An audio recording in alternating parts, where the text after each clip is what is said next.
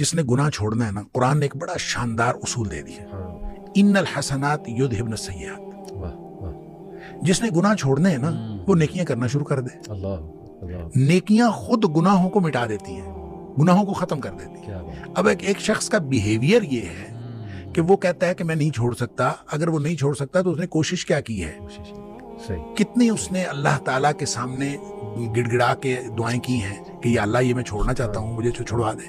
کتنی اس نے نمازیں پڑھی، کتنے اس نے نوافل پڑھے ہیں، کتنے اس نے قرآن پڑھا ہے، کتنا وہ بد نظری سے بچنے کی کوشش کی ہے، کتنا اس نے کیا ہے کہ اس کے بعد وہ کہے کہ میں چھوڑ نہیں سکتا. اس نے اگر ایک بھی نیکی کی ہو، یہ ممکن نہیں ہے. دیکھیں دو چیزیں ہیں، ایک ہے نیکی اور پھر نیکی کا رویہ، دوسری چیز ہے برائی اور برائی کا رویہ. نیکی کی طرف چڑھائی ہے، برائی کی طرف اترائی ہے.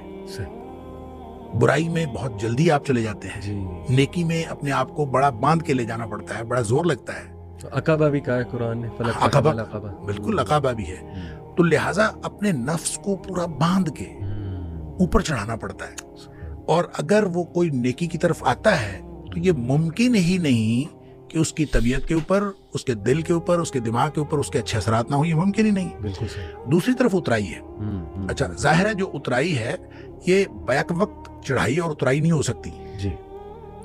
یہ بیک وقت نہیں ہو سکتی.